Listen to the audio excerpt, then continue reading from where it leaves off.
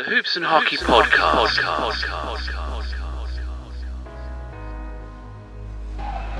Ball's into Taylor. At 8 seconds, what's he going to do? Oh, a little fake there, gets past Watson, into the lanes. Jumper goes! And he's fouled! 1 to come! And the Scorchers taking the lead. We're down to 15. Murray inside to Fraser. 10 seconds, what's Fraser going to do? Battles his way to the basket. Goes baseline, scores! Beautiful! Scorchers come away with it. Oh my goodness, the noise there is amazing! Kane outside, Kaelin, he'll take the roof off. He does! Kaelin for three! Scorchers up by 4! Wow! Hello everyone, I'm Niall Gray and this is the Hoops and Hockey Podcast. My first guest is one of my regular Surrey Scorchers co-commentators, Brian Williams. Join us as we look back on the last 4 years covering the Surrey Scorchers. The Hoops and Hockey Podcast. I'm delighted to be joined by my regular Surrey Scorchers co-commentator, Brian Williams. Welcome, Brian. Hello, Niall. Good to speak to you again. Been missing you these last few weeks. Yeah, it's so strange not going to. Obviously, you live in Guildford area. I don't, but it's so strange not going over and doing games. It doesn't feel right. It really doesn't feel right. It doesn't. No, it's as you say, very strange. But we live in strange times at the moment, so we've got to make the best of it. So, obviously, Brian, we're talking about commentating now. Obviously, some of the people listening won't know that we actually did a secret pilot, didn't we? Way back in 2013. Indeed, it was. Hopefully, it wasn't that secret. I mean, we did stream it, I believe. We did. No, we didn't. We did try to get. Did we not? I thought that it was never streamed. No, your memory fails you. I'm sorry to tell you. Oh, my memory's hopeless. It was recorded. Which team we were playing? Yes, we had this conversation a while back, didn't we? Yes, it was the Leicester Riders. It's February 2013, and it was called Heat TV Pilot. And I am just looking at some of the files on my computer screen at the moment, and the running order, the amount of stuff we had to do was unbelievable. They sent a proper crew. They had one main camera, as you do for sporting events, and they had a couple other people going around with cameras. We had a little commentary table right by the Leicester Riders bench because I was worried if Rob Paternostro would end up saying words that couldn't be aired. Indeed. But that's always a problem. Well, you had that problem because you had Rob Paternostro to your right. I was sat next to John Walker. Yes, the legend. I was deaf by the end of that game because John. I mean, for those who've never been to a game in Guildford, John Walker is our courtside announcer. And he uses a microphone, but trust me, he really doesn't need to use a microphone. Having sat next to him in the stands in away games, the man can make himself heard at the back of the stadium without any additional audio amplification. So yeah, it was really loud down there. That was one of two abiding memories I have of that, was just how loud it was, because we had no noise cancelling headphones or anything like that, and I could only hear you through the headphones. I couldn't hear you speaking otherwise, and I really struggled to hear you even through the headphones over the noise around us. But no, that pilot was never broadcast. It was just for recording, because I remember people asking us that day, "Oh, when's this going out? When's this going out?" And we're like, "It's not," because I was told it was to be played at a BBL board meeting. And of course, that pilot eventually became the following season BBL TV with Dan Routledge. I can't remember, it was like 30 games for 30 quid or something like that. It was like I remember subscribing to it for a couple of seasons. And I mean, so in that sense, we were groundbreaking and trailblazers, and Dan Routledge basically owes us everything that he now has. We always knew, though, if it happened, it was going to be Dan. We knew that because Dan is the voice of the BBL. Indeed. Yeah, I mean, it was meant more than anything as a proof of concept that you could do it with a relatively, I wouldn't say low tech setup, because the people who did it, Wilkie TV, if memory serves, it was a pretty high spec setup, but it wasn't the full, because before then it had always been broadcast on things like the BBC, where they would send a full outside broadcast crew, cameras, Sky cables Sport. everywhere, big van outside, and hence very expensive. So the idea behind it was to try and prove that you could do it on a relatively low budget, but still do high quality, still do a very professional job. And obviously we proved that could be done, because that was then taken up, became BBL TV. Yeah, because the only thing we didn't do that day was actually streaming it. That's the only bit that we didn't do. Of course, Brian, that's the first time we ever worked together, because I knew of you and I'd seen, didn't you used to do videos on YouTube for the Heat? Yeah. So that's how I got the job, because way back, long before this, I wrote match reports for the old Guildford Heat team. And then I edited the Guildford Heat newsletter and I edited the matchday program. And then as part of that, we had Gary, an amateur photographer, videographer. Well, first of all, came down doing photography and then started doing videos of the games. And then he came along and started doing interviews after the games. And I was asked, would I do the questioning, the interviewing role, which I said, fine, as long as I'm not on camera. I don't mind asking the questions and driving that. So when it came to do the Heat TV pilot, they approached me and said, would you do the commentary? And before then as well, I'd stood in for John Walker a couple of times doing the courtside announcing role. So I was quite used to... You had, yes, I remember now. Wow. I was quite used to being behind the microphone, being courtside. So none of that fazed me. But I had no idea who they were going to get as the co-commentator. And I didn't have any input in that. Basically, I was contacted and said, would you do this? And I said, yeah, sure. And then I turned up and there you were. Yeah, I'd been asked by Chris Giles, who we'll mention again later on, because he's had more impact as well. So if you don't like my commentaries, Chris Giles is the person to speak to. Yeah. Now, he contacted me and said, look, would you be willing to do it? I said, yeah, I'll give it a go. I said, I haven't done it for years, because talking about John Walker takes him back to the Tigers. And towards the end of the Thames Valley Tigers, there used to be a thing called Tigers Web Radio, which was run by Mike Davies, who's now retired, living down in Wales. And Mike had one of his friends who would do the co-commentaries with him. But when that guy wasn't available, and I'm really blank on his name, I'm very sorry.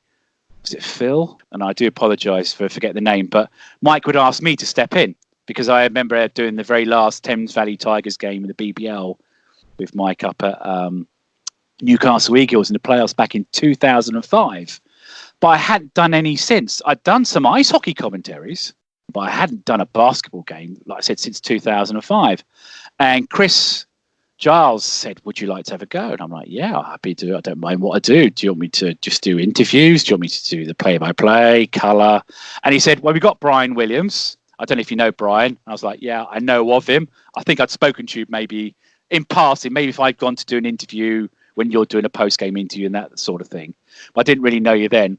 So we're sort of thrown in at the deep end, weren't we? Like, I think I can just about recall us having a chat before the game and both of us being really, really nervous, because we had this long, and I've got it on my screen, is this long running order of what we had to do. And I'd never seen anything like it in my life. I'm like, oh my goodness. Because you're the one that had to pay more attention to it, because you were the lead commentator. I was indeed, yes. Yes. And what do you... Because the funny thing is, of course, since then, we swapped roles. We have, yeah. Because I said at the start, I had two abiding memories of that. The first was how loud it was.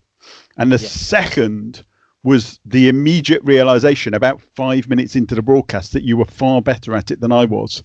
And I was sitting there thinking, he should really be lead commentating and I should be doing the colour commentary. And so I'm very glad it's worked out that way, because I honestly, I'm not trying to butter you up here, but you are a far better lead commentator than I am. I am much happier being colour commentator.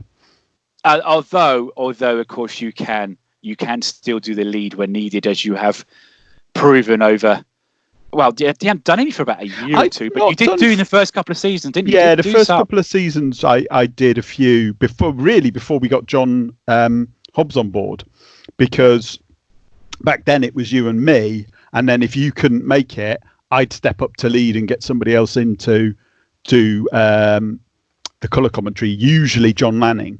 And I really enjoyed working with John Lanning. Yeah, our fourth musketeer. Yeah, indeed. And I really enjoy, and I did enjoy the lead commentator role, but I do much prefer the colour commentator role. Yeah. I think it just suits me better. Well, I think when you're co-commentator, you can sit back a little bit more and you can concentrate more on the game. Look for the little nuances. You know, you don't have to watch the exact play that's happening. You might see a screen that's happening, or you might be able to look at a bigger picture and see a play developing, because you have great insights into what's happening. But before we get into that, of course, we did that pilot.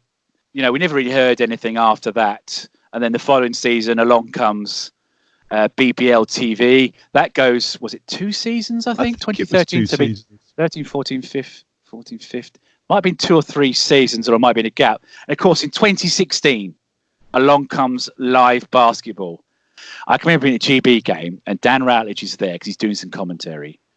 And he's saying to me, something happening soon. You're going to want to be involved. You're going to be wanting to be involved. But he wouldn't tell me what it is. He would not tell me. I didn't know what it was. And then in 2016, I was going to Luxembourg with the GB team. And I'd actually decided there and then, I'd had a bad couple of years work-wise, and I was actually going to quit. I'd actually had enough. I'd got a job with a major retailer, let's just say, working in an office, and that was going to be the end of it. And then suddenly this opportunity comes along, an opportunity comes along with IMG, where I do the EuroLeague and Eurocup stuff, and that stopped me leaving sports. But Chris Giles contacted me and said, look, every game's going to be on the internet next season, every single BBL game. I'm like, you what? And he's like, yeah, would you be interested in doing the Surrey home games? And I honestly, at the time, I can tell you, I was like, well, I don't know. Do I want to do it? Do I want to do it? I said, can I think about it? And he said, yeah. And I said, look, can I just, I'm literally accepted a job offer, and I'm thinking of, getting out of the whole thing. Can I just have a little time? And he gave me a couple of days. And do you know what? Those couple of days before I spoke to him again, it was like, do you know what? I might never get another opportunity. Yeah. I've got to take this opportunity. And then this thing of going to work with IMG came along. It wasn't many hours with IMG, but I suddenly thought, what the heck? This is a chance to keep my sports career going. I want to do it. Yeah. And then it was quite funny because he only asked me, never asked anyone else. And I was like, oh, is anyone going to work with me? No. But you can try and find someone if you want to. The first few games weren't on live Barstool TV. That didn't happen until I think about November or December. So they were just on betting sites. And I was so nervous, I literally would grab a co-commentator before each game. And it was a case of I had Vince McCauley do one game with me. Nigel Lloyd came down to scout. He was the London Lions coach at the time. He came down to scout a team. And I grabbed him and got him on the commentary. I got Philip Brown, or people know from the Sheffield Sharks, and also Russell Levinston, who's the Riders MD. He came and did a game with me. But I actually spoke to Dan, because I was like, Dan Routledge, and I was like nervous, like, Dan, it's not going great. And I could listen back. I watched the commentaries. I was so nervous. It just didn't sound right. And Dan was like, well, it might be good to try and get regular co-commentators. Get people that you can get familiar with and used to. And then for some reason, boom, your name popped in my head. I thought, right, well, we did that pilot. What I can remember, the pilot went okay. Why not try Brian? And was it the Sheffield game you came down? It was the Sheffield game, yeah, because I was, I think, a season ticket holder that year. And so I came down to the game. And at that point, so these days we do the game from the courtside, but in those days we did the game right at the back of the seating gallery, which is a great vantage point. I love and it. I walked past, and you were up there with, and you mentioned his name like Philip Brown. 20 seconds ago. Philip Brown. I've completely forgotten. Sorry, Philip. And you would you were just about to start the game, and you saw me and you said, "Oh, if I'd known you were here, I'd have got you to do it." And I said, "Yeah, well, I'd be up for that." And I think that was pretty much it. Then it was kind of the next home game. Yeah, when are you available? when am I available? So yeah, and that's really how it started. And I don't remember doing that many games that season. I can't remember why. You actually did I think that was actually one of your best seasons when you came in. It probably was, actually, because given how much travelling I do now, I'm really not around very much. So it's probably just all blurred into one. But yeah, I do remember that very first game when I saw you up there on the table. Yeah.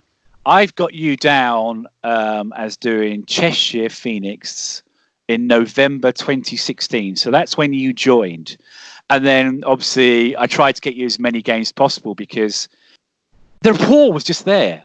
And that's the thing, you see, even though we're still both learning how to do our roles, this is what I liked about working with you, Brian, is the fact the rapport, it just felt right from the get-go. And the good thing was, you see, I'd been away from the club for a while because I was a Tigers man. I really struggled to get into the Guildford heat. I went down for a few seasons, but I really struggled. I'm not from Guildford. And it was a case of I just couldn't really get into it because the Tigers were always my team, I suppose they still are. And of course, then you had the United years and then Surrey started.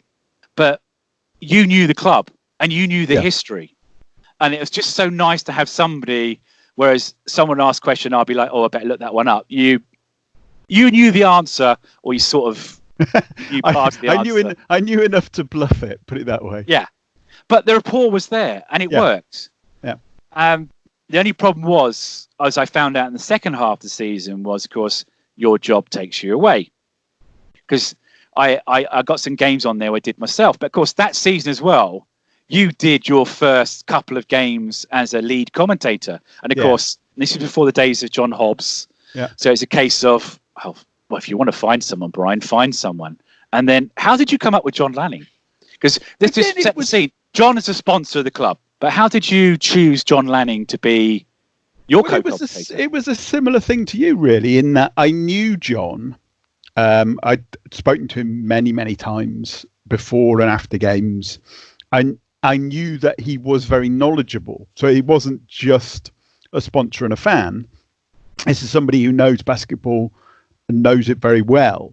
And again, he seemed very confident and comfortable with the microphone, and I knew that we would get on well together, and he just seemed to be the logical choice to ask. And similar to the way you and I hit up a rapport, John and I hit up a rapport, and it worked really well. So I asked him for that first game, and it was I really enjoyed it. And as I said earlier, I really like doing the lead role with John Lanning as the co-commentator. We just hit it off. You did the famous game. Well, it's famous to us anyway. The one game we haven't got. Now, to set the scene, playing Manchester.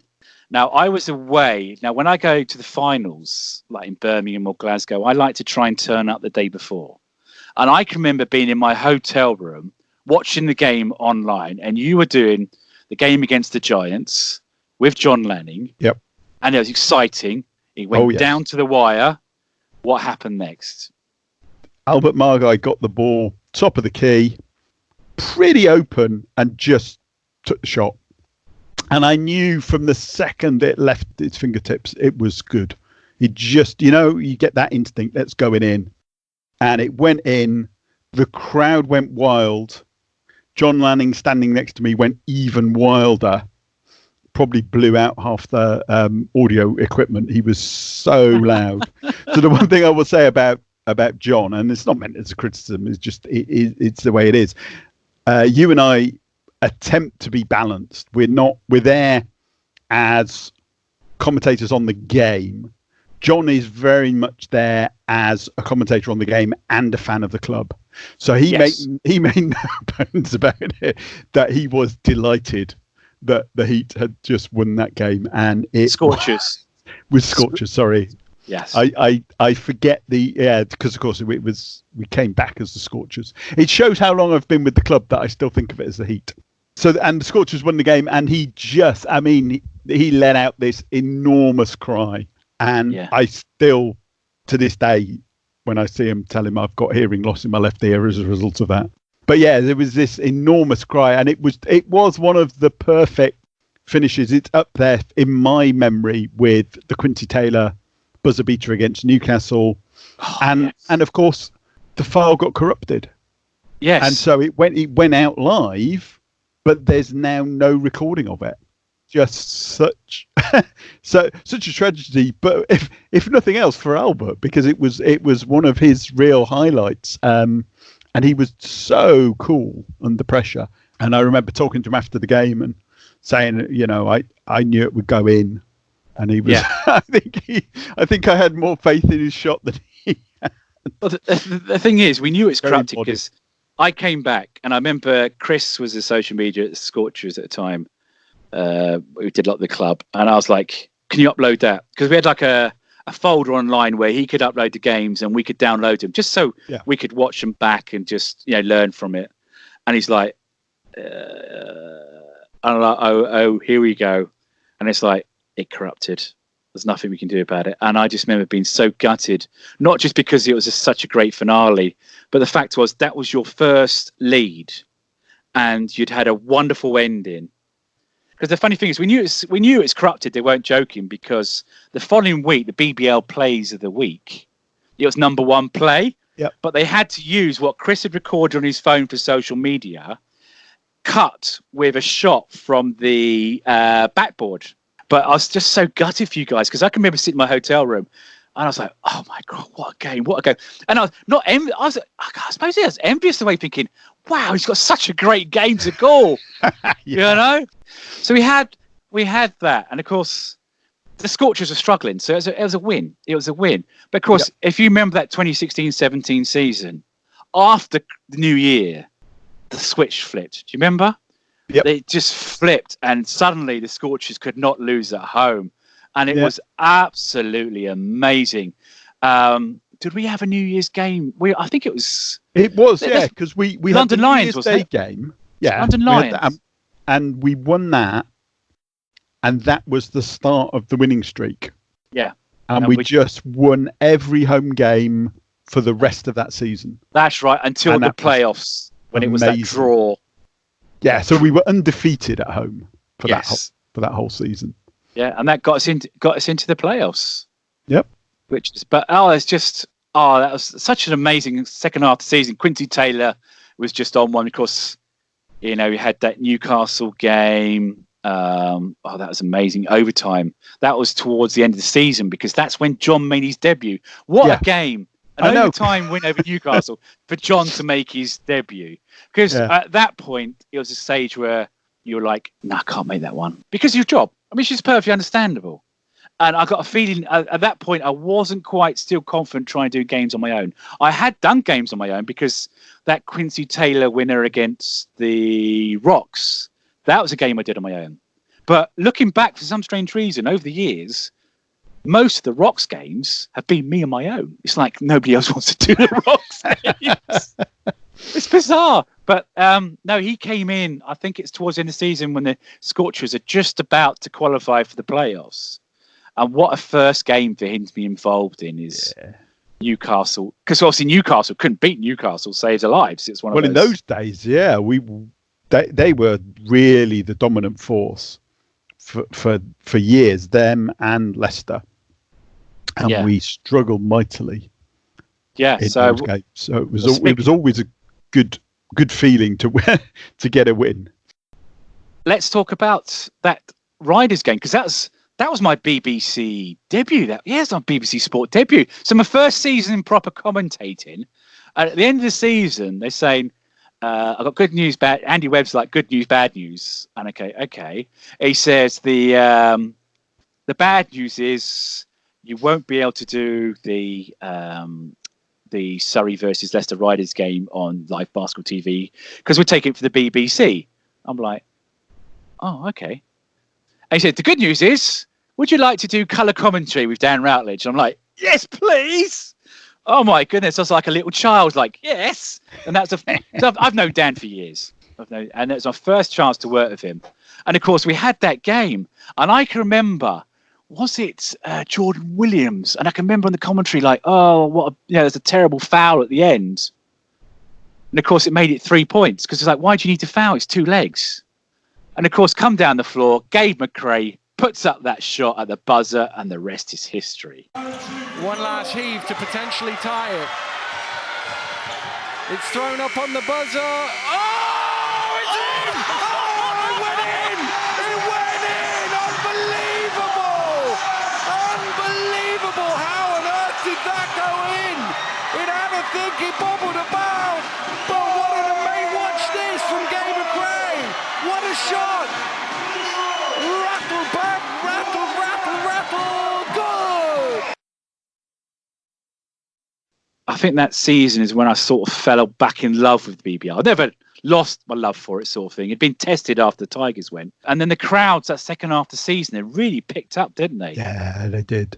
And it was just great. And it's just like, I couldn't wait each week to go back to the sports park because, okay, they won the rest of the games. But the thing that I found I've loved the most about Surrey Sports Park is win, lose, or draw, stroke tie, there's been so many great games. We've just had so many. We've been so lucky. Very lucky. I mean, I can remember one game. It was pretty much a Scorchers blowout. They were up by 20 points going into the second half, and trying to maintain the interest in the game, trying to keep the viewer engaged. It's really, really difficult. But I can only remember one game like that, and maybe one other game where the Scorchers were on the receiving end of a blowout. Every other game has been really close. Either it's been back and forth the whole way, or there's been a big deficit and then somebody's rallied back. And I can remember more than the Scorchers' fair share of having big leads and blowing them and then just holding on at the end. Well, I remember. Do you remember the Bristol game where the Scorchers were up big? Was it Boggs at the end, or someone came back and they won by like a point or two? Yeah. I mean, the Scorchers have been blown out a few times. It's just because there's been so many good games, you do tend to forget about the bad ones. Yeah. But the point I was making there is though that the good games, the close games, they're the easy ones to commentate on, because you basically, the game does the talking, and it's the blowouts and the massive leads where it's really hard to try and, because you don't want to say, Scorchers have got this one in the bag or whatever, because A, you might end up looking a fool at the end of it, and B, people want to see close games. They want to so you're trying to engage interest, and it's much more fun when they're close. And as you say, we've had some really good close games. Well, that's the thing, you see. It's weird for the team. They want a blowout. They want a win by 20, 30 points. Send the fans home happy with tons of slam dunks and 3-pointers. For us, it's almost better when it's a close game. Oh, yeah. I mean, as a fan, I can remember going way back into original Guildford Heat days when they had the championship winning side and they would regularly blow teams out. And I really enjoyed it as a fan. Scott Happy was racking up 100 points, winning by 20. But as a commentator, I hate those games. It's just give me a nice close game with an exciting finish. Yeah. That's those are so much more fun to do as a commentator. Doing this now, so this is 2016 we started. We're obviously at what is probably the end of our 4th season. What have you learnt about commentating over these past 4 years? I think the biggest thing is it's not really learnt more. It just comes more naturally. We talked earlier about the rapport, and you and I knowing when to speak, knowing when not to speak, knowing when you're leaving a pause for me to come in, and knowing when it's not appropriate for me to come in. That's become much easier and much more natural.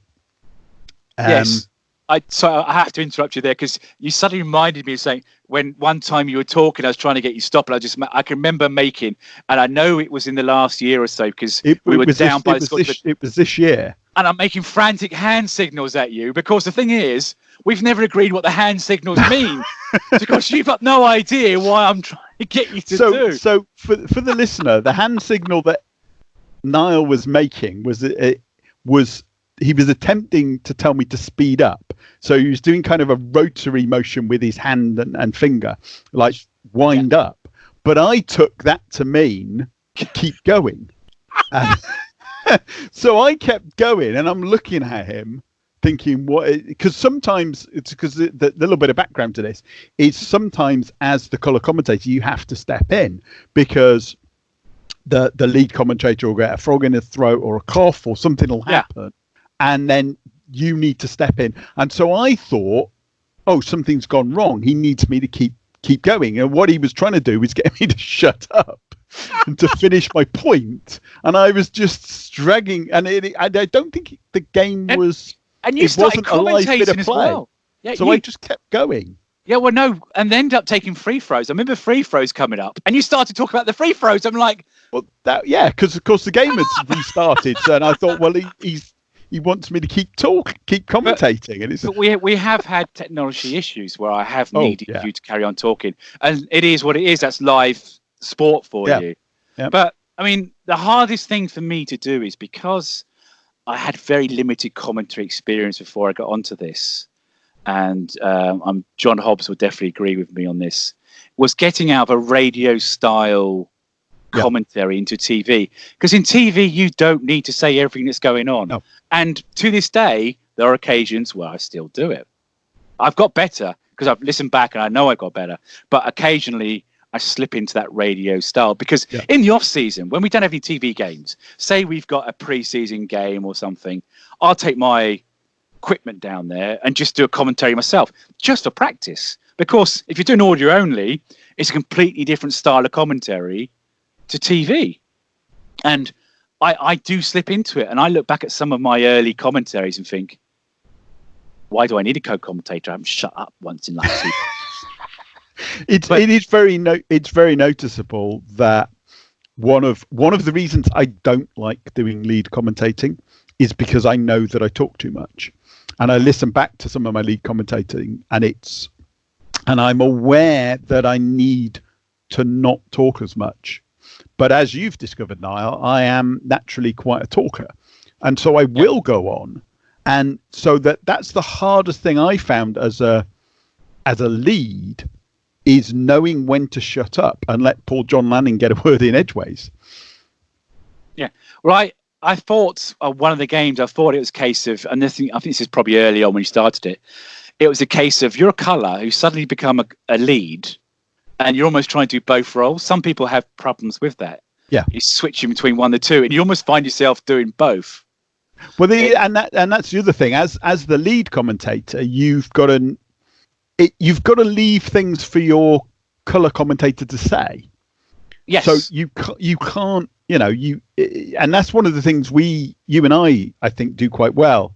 And again, you and John Hobbs do well, and you've got a very different rapport than you and I have, which I like. There's a great contrast between. I love the two different styles, definitely. Yeah, but you've got to leave your colour commentator stuff to say. You've got to leave space for your colour commentator to say things, and you've also got to. Sometimes you lead the colour commentator in, but again, you don't want to be, because as you said earlier, one of the things when you're lead commentating is, you don't really get much of a chance to step back and look at the pattern of the game.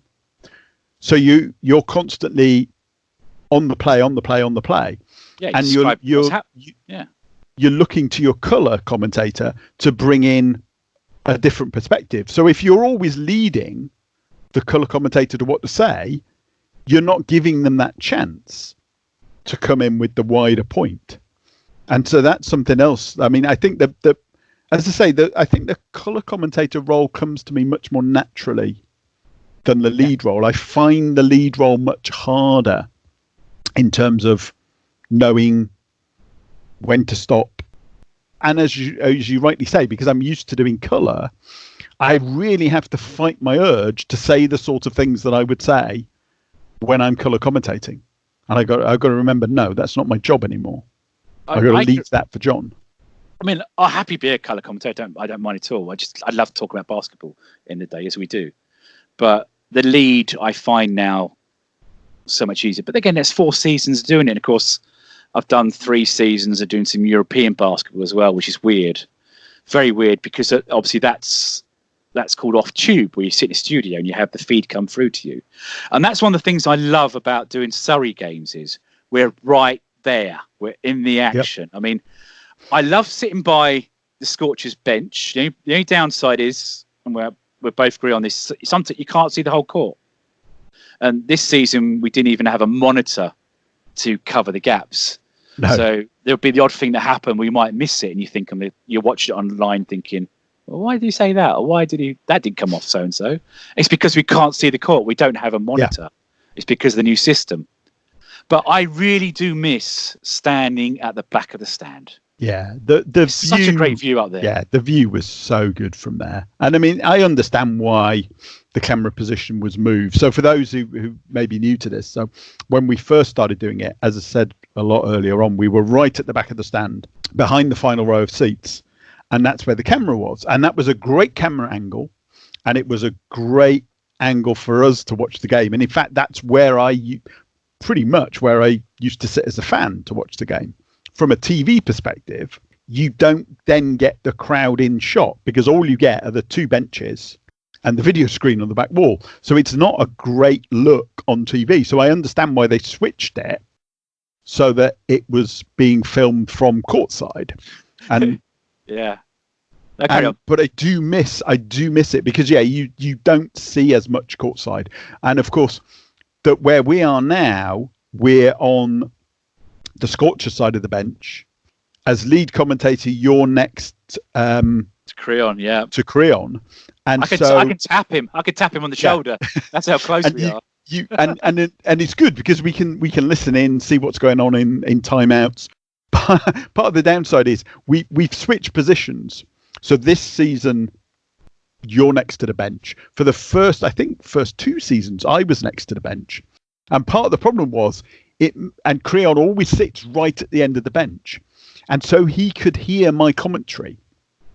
And so he started critiquing my commentary during the game, because one of the things we try to be quite balanced, and we try not to be negative about stuff, and we try not to be negative about the refereeing. That's one of the rules of the commentary.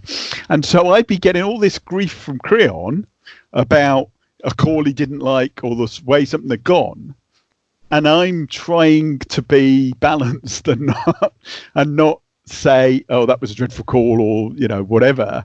And of course Creon's hearing this, and then, as I say, giving me a sort of out of earshot from the viewers critique in one ear, and then I've got Niall doing the commentary in the other ear, trying to watch the game, and that was interesting. Yes, I'm quite happy with my new position, sitting next to Dan the sound man. It's a lot less stressful. We have to be, and it goes back to what we said right near the top. We have to be at that end because of John Walker. Yeah. Because otherwise we'd be completely deaf because of John. No disrespect. John's a legend. I mean, John Walker he did the same job at the Thames Bay Tigers. And when I first started coming to Guildford, and I knew that John Walker was doing the games, that was great. John's an absolute legend, but we can't sit at the end of the floor. I mean, we'd rather be upstairs still. I would still love to be upstairs. Upstairs was a great place to view the game. You see the whole court. You can't miss anything. Unless the people in the back row are standing up, which they did on occasion. Yeah, we'd have to get Gavin Baker or someone like that to go around and say, Gavin, can you just ask him to sit down, please? I've never understood that lack of awareness that people have. You're sitting in front of the TV commentary crew, so what do you do? And there's a camera behind you. I mean, and you just stand up. So even like standing up to get on camera, it's just because all you're going to get is the back of the head. Yeah. I mean, it's just. the thing was, the reason they changed it was when we were on livebasketball.tv, and they were like, "Oh gosh, we can't have any more blank walls. It's got to be crowd." Because I can remember doing that first season, and I'm getting really excited in the Newcastle game, something like, "Oh, the crowd's going crazy," and all you can see in shot is about 2 or 3 people in the front row. Yeah, no, I agree. From a TV perspective, it is far better to be on that side, looking at the crowd, looking at the game with the crowd in the background. And the crowd is great at Guildford. We say it a lot in the broadcasts, but it does make such a difference. And the atmosphere there is fantastic. And it's one of the things that you said about doing games where you're commentating from a studio. I've never had to do that, but that must be really weird compared to doing the commentary from the actual game. Nothing beats being on site. Crowd. Nothing. Yeah, it is fantastic, and it is a privilege to be courtside, to be next to the players, to be next to the bench, to have players waiting for the subs to sit directly in front of you so you can't see the court. That's always quite a special moment. But it is fantastic, and to get that close up to the players, as I say, it's a real privilege. And and you don't see this, but at the start of the game, as everybody's coming on, the players now have a tradition. They come along and they fist bump us all, and the referees come over and say hello, and that sort of there's more interaction when we're down there, aren't we? Yeah. Whereas we were sort of isolated before when we were at the back of the thing, and the only interaction we'd have is some little kid coming up when you've just gone on air saying, "Is this on TV? Are we going to be on TV?" And we're like, "Shh." And I'd have to sort of mute the mic and lift up the boom so I could say, "No, we're on live now. Go away." Because we had that, didn't we? We had interruptions. Oh yeah, especially in the first few. And the good thing was most of those interruptions came before we ended up on live basketball. So this is when we're trialing it. It was on the betting side. So people didn't know that it was being broadcast because it was very rare for anybody to be able to see it. Yeah, I mean, I think I can't remember if it's Nigel Lloyd or if it was Vince Vicorley, but they were doing the game with me, and then someone comes up and talks to them. Yeah, I'm like, "Hi, Vince, you?" And I think it might have been Vince, and Vince is like, "Shh, go away," and I'll carry on talking. But the Vince game was brilliant because they hadn't got used to 2 commentators doing it, and they only brought one headset. So they brought an extra mic. It was one of those lip mics, those lovely people. I didn't know. So that. Vince had that, but of course I had to talk much louder so Vince could hear me because of the noise. Yeah. So poor Vince was having to almost lip read me. Yep. To hear what I was saying during the game. But oh gosh, I can still remember being so nervous during those early games, and I still get nervous to some extent, I suppose. And I think that's a good thing. But yeah, you never want to get blasé about it, and as I said, you don't want to you don't want to take it for granted. And I mean, that's one of the things that the last month or so I think has taught us both is you can't take this for granted. Yeah. When will we next get an opportunity to do a game? I don't know. But and I go back to what I was saying a little bit earlier about the privilege of it, to be courtside, to be with the players. I know that the BBL is a very accessible league, and after the game, the players, meet the crowd and sign autographs, and so you get a lot of access to the players. But the privileged position we have is again something I don't want to ever take for granted. No.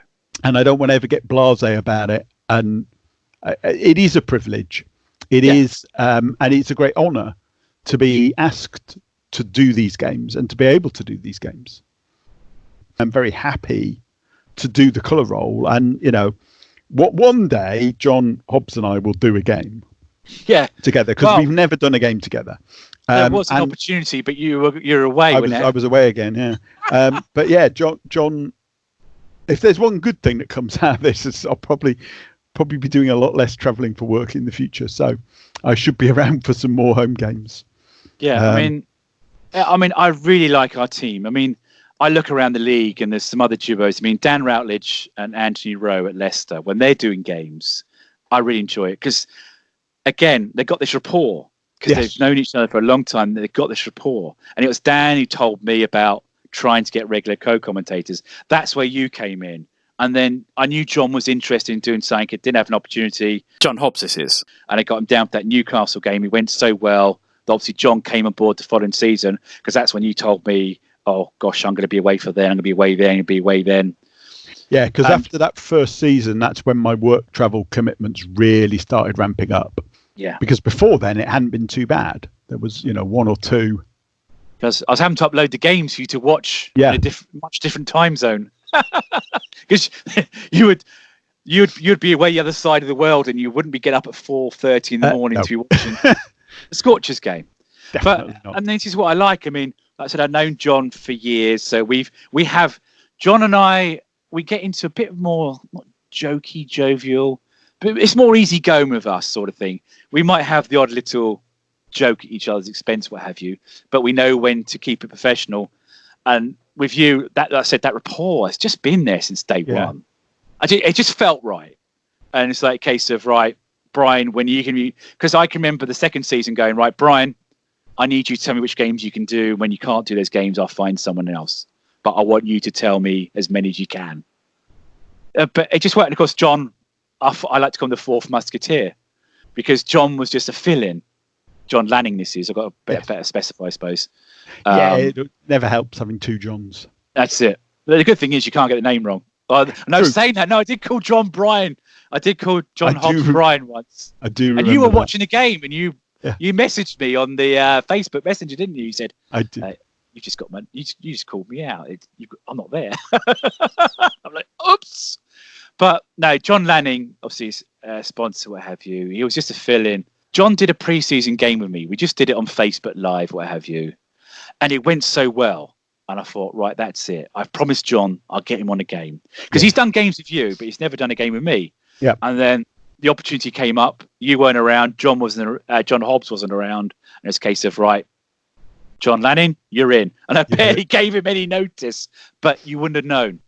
No, and that's the thing about John. I mean, the first time I got him to do co-commentary with me, it was literally I turned up at the game, and I approached him in the stands and said, "Do you want to do the colour commentary for this game starting in 20 minutes?" All credit to him. It was like, yeah, fine, I'll do that. And he was great. And I say I've always enjoyed working with John. Yeah. So hopefully. He's part of the team now. We'll get another game. He will.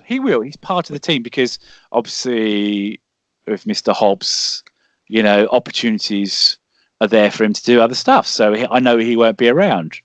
And the thing is, as well, is I actually try now to actually do games. In the past, I wouldn't do it, but I try and do games on my own occasion now, because I need that practice. Because when I've done the Euro games, you do them on your own. Yes. So when I had a Euro game coming up, I would try and do, if you weren't available, John, I would try and do that game on my own, just for the practice. Yes. But I can remember the first time I did it was Glasgow Rocks, and it was that Quincy Taylor winner, and I was petrified. And I watched it back the other day just so I could get the clip out of Quincy Taylor with the winning basket, and I could hear the nervousness in my voice at the start of the game. But as the game went on and it got more and more exciting, I'm in it, because you do. You forget. Not you go with exactly the flow. Forget the nerves, but you get into the moment. You get into the flow of it, and it's such a fast-paced game that there is no time. I mean, I wonder what it would be like, because I'm a great cricket fan. I listen to the Test Match Special radio commentary particularly, and I wonder what that would be like, because there you do have a lot of time.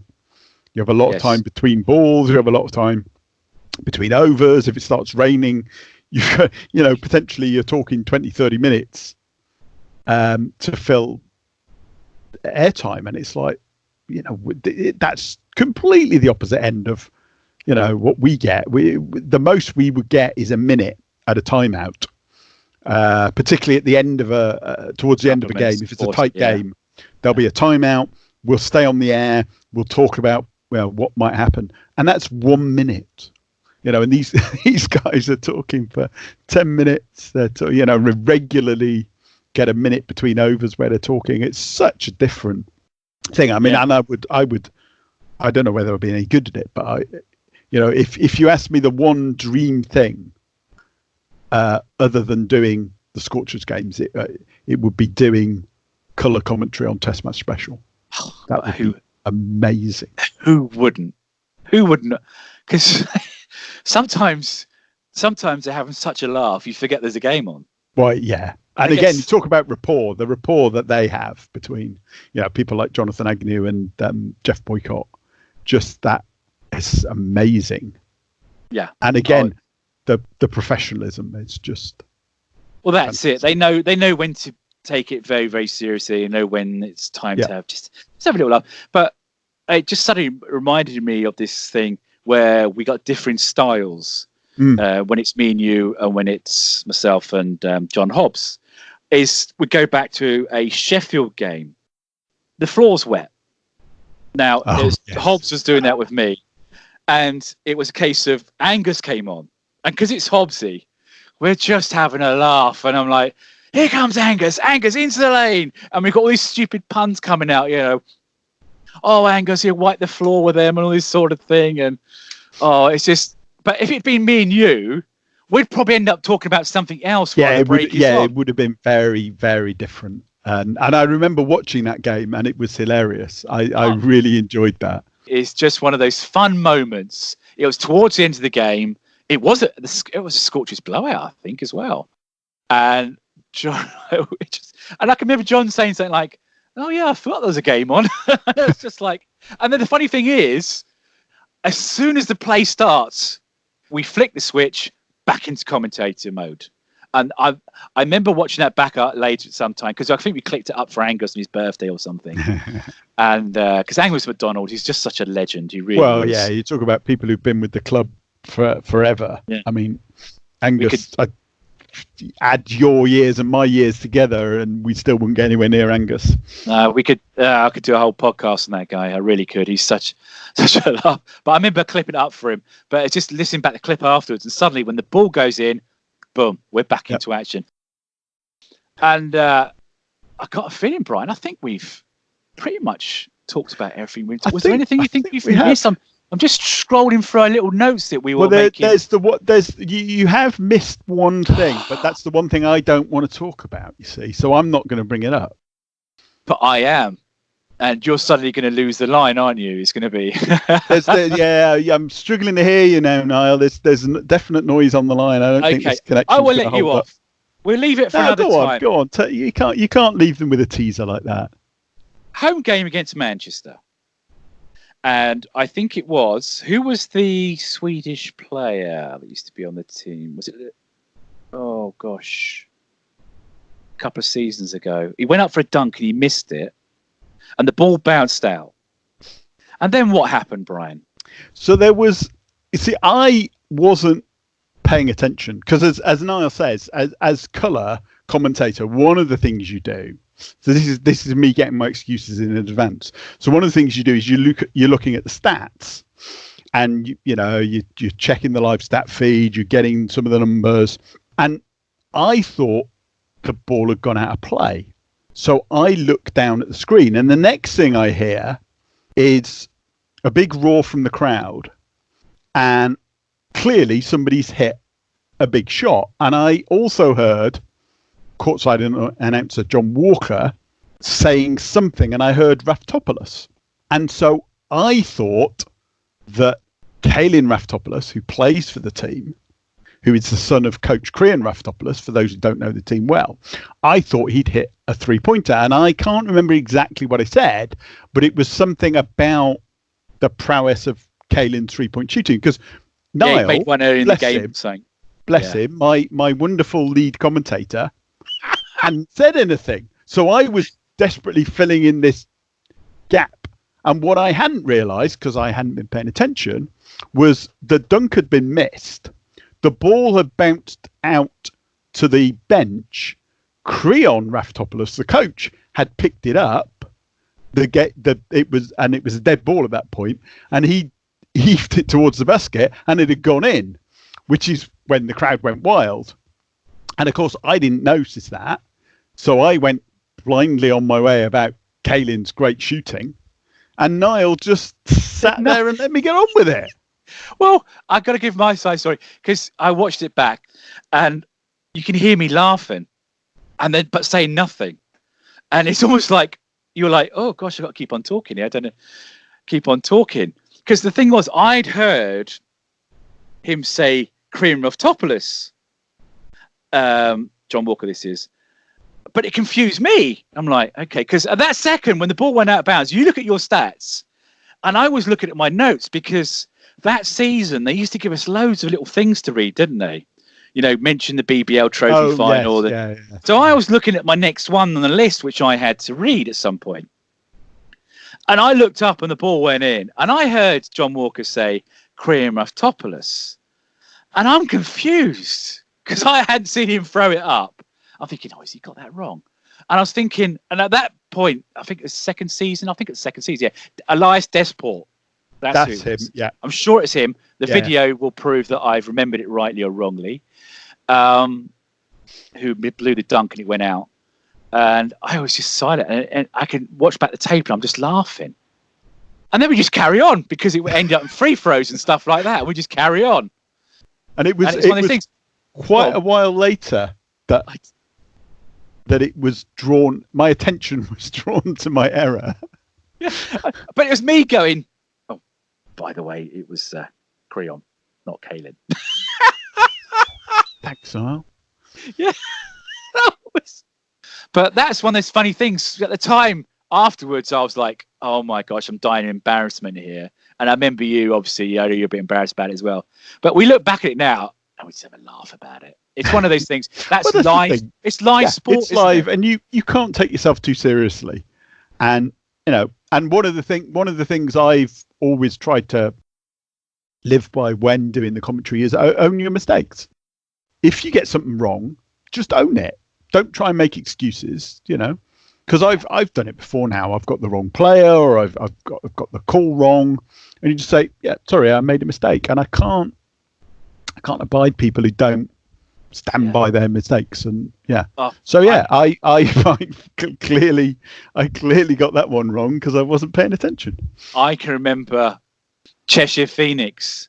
Do you remember one of their kits where you could not? Where we were at the back of the stand, so we're talking about the first couple of seasons, and we could not read the numbers. And it's the first time we'd played them. I was struggling. Out who is who, and and I think the amount of times we had to correct ourselves because we identified the wrong player, and it was a nightmare. But I made mistakes, and I apologise for it. That's the other thing as well, and it goes back to what I said before about it being a fast-moving game. You don't have long. You don't get a chance to think about it. You've got to commentate it as you see it. And it's one of the things when I listen to professional sports commentary, I am in awe at these guys, their ability and the lack of mistakes, the smoothness and the time, the number of times they get it right. Yeah, but they do make mistakes. They do make mistakes, and as I say, the best of them, again, they recognise them and they own them and they correct them, and they're upfront about them. And that happens. It's just one. It's just one of those things. But we live for those moments where we get the play spot on. Yes. I mean, I spoke too much on one of the Quincy Taylor plays. It's more radio than it was TV. But I look back and think, you know what? I don't care. I like it. I love it. I've got everything right. I don't mind in that scenario. And those plays, well, particularly again that closing play, they're always fun to commentate on. You want, there's times when you do want the commentator to say a little bit more. Yeah. And the thing is as well, our situation is a bit difficult. I watch some of these classic NBA clips and what have you, and you find a lot of them have been edited. So the call itself at the time might have been okay, but they've used what they said afterwards and cut it over. Yeah. They say something about 10 seconds later and it's wonderful, and it just and it ends up going, and people then remember that as being the call when it wasn't. It was just something that said 10 seconds later, and whoever's editing the game for, oh, this is great. We don't have that. No. What we say at the time goes. That's it. I'll give you a great example. This season, New Year's Day, Manchester. which player got a new nickname? Well, I ought to know because I did that game. Yes. And because it's a podcast, we don't dead air. Do you give up? I give up, yeah. I'm really disappointed in you, Brian. You're going to kick yourself. Kaelin Rooftopoulos. Oh, God, yes. Now, the thing was, you know... He was so proud of that as well. Well, do you remember I don't know if you were there, the following game, John Walker, in the introductions, said to me, he said, I'm going to call him Kaelin Rooftopoulos tonight. I'm like, yeah. And he did when he came out and he said, Kaelin Rooftopoulos. And everyone's going mad because they knew it. But the thing was, and this goes back to the NBA thing, if you watch the clip, and there's a famous clip where, you know, Kaelin, he'll take the roof off, blah, blah, blah. He does! I love that call. It's one of my favourite calls all time. I'm so proud. If I stopped today, I'd actually be so proud of that. The thing was, Kaelin Rooftopoulos was said 10 seconds down the line.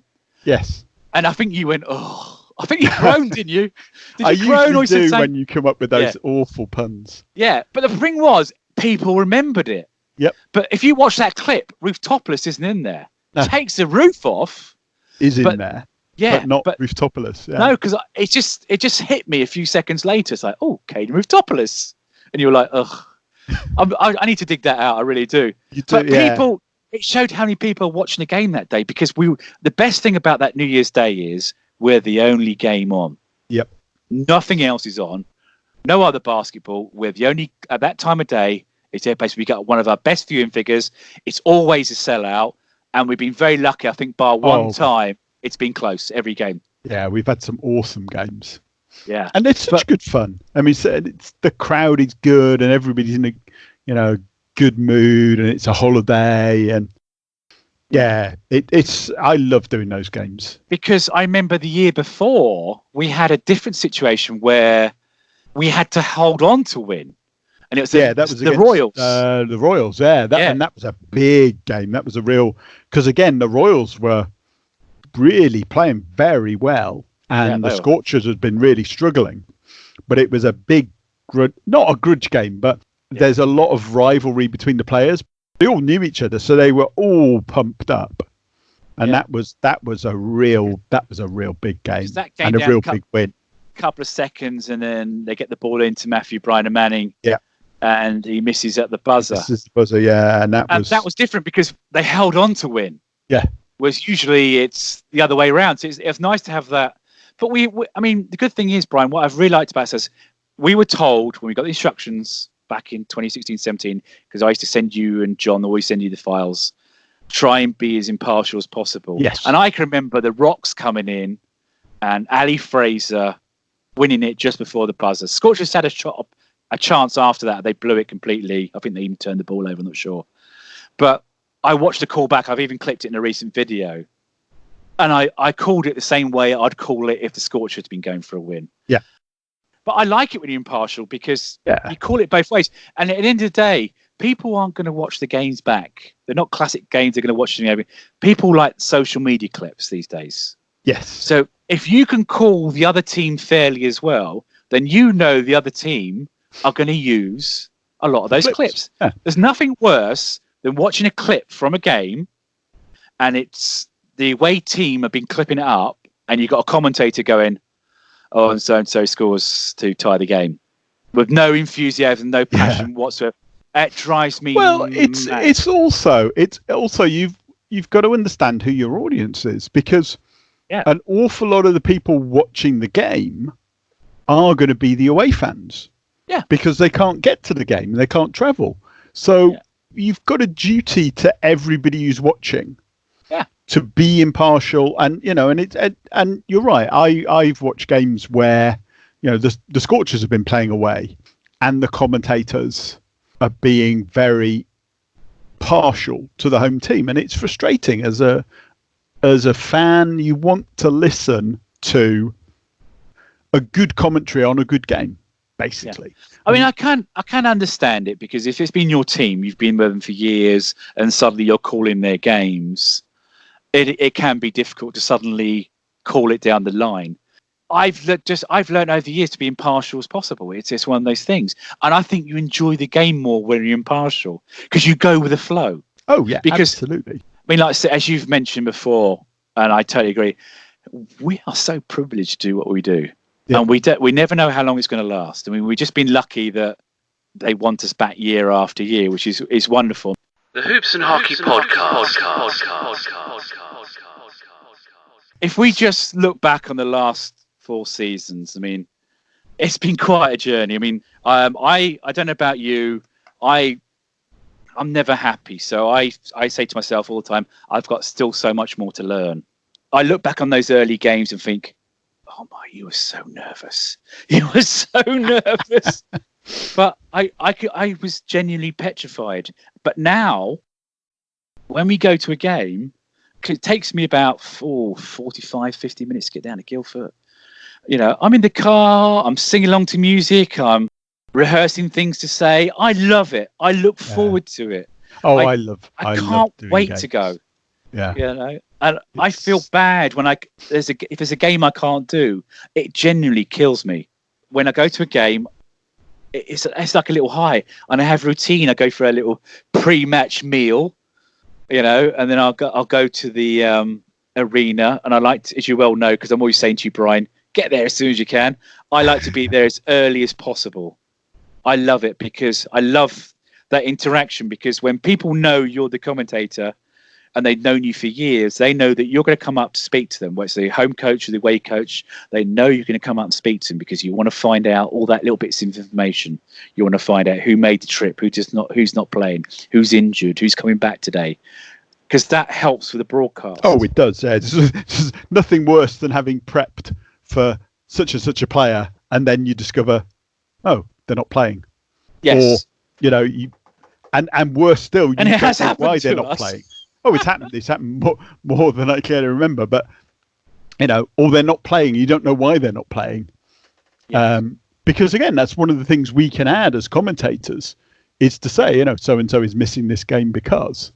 Yeah. And, I mean, there's been times where I've got information from the coaches pre-game, and it's felt better to give you or John that information so you can tell about it. Because it sounds better coming from your co-commentator. And by the way, I notice we say co-commentator and colour commentator. It's the same thing. Colour commentator is where you add colour to the game. You add a bit, you know, you add a bit more to what you can see on screen. Is to give it to you guys to talk about. Because it sounds better coming from you. Because my job is then to lead you into that question. It's not because I don't know the answer. It just sounds better me bringing you in by saying, oh, let's talk about the teams. Yeah. So I might mention, oh, you know, so-and-so scratch today, blah, blah, not playing. And then you or John will come in with saying, yeah, because we spoke pre-game with Creon and we spoke pre-game with so-and-so, and he said he picked up an injury in training, that sort of thing. Or he's going to give it a go today, but he might not play long. It's one of those sort of things, but that's the good thing as well with this rapport. We know our roles now. Sometimes we talk over each other. It just happens. That's life. But we know what each other does. John and I is a slightly different thing where we deliver our commentary to myself and you. That's just the way it is. And that's why I'd like to see one day you doing a game with John. Oh, yeah. Just to see how that works. That would be Whether awesome. it's wonderful or a car crash. I don't know. It might be a complete disaster. You never know. But But- we'll give it a go. One day we'll give it a go. Well, the thing is, there's always one game a season for personal reasons that I can't make. It always seems to clash on that weekend. There's always a home game. John always does it. And you're always away. And I'm always away, I know. The one game I can offer you every season, and you're never there. But like I said, it's 4 years. It's been a wonderful ride. We really, really hope we can carry on doing it because it's fun. Like I said, I love going there. Well, that's the key thing. You know, you got to enjoy yourself. Whatever you do in life, enjoy it. Yes. And On that positive note. Yeah, I think we'll bring. Is there it's time anything to you wrap want to up. discuss finally, or should we Nope. bring this to an end? I think we should bring it down. I think we've tortured them enough, Niall. On that note, I'd like to thank my co-commentator from the Surrey Scorchers, Brian Williams, joining us today, talking about commentaries and the Scorchers. We hope you enjoyed this, and my aim is to bring you some more. But I'd like to thank Brian for joining me today, and You're very we welcome. hope to join soon. Thank you very much, Brian. Thank you. Fingers crossed, Niall. We'll be back at Surrey soon enough. Thanks, Brian. All the best. Thanks, Niall. The Hoops and Hockey Podcast.